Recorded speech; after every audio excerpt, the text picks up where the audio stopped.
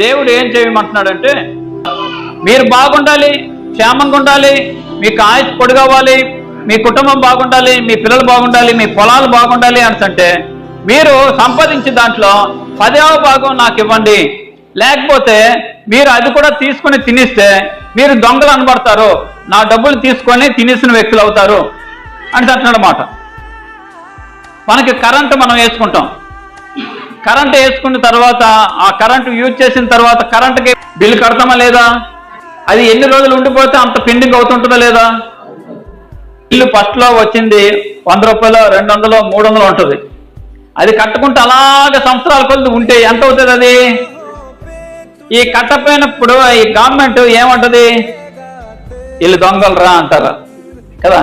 అప్పటి నుంచి దొంగ కరెంట్ తీసుకుంటాం, అసలు కరెంట్ కాదు, దొంగ కరెంట్ వస్తుంది అన్నమాట అక్కడి నుంచి మన ఇంటికి. అది మంచి కరెంటా దొంగ కరెంటా? 10వ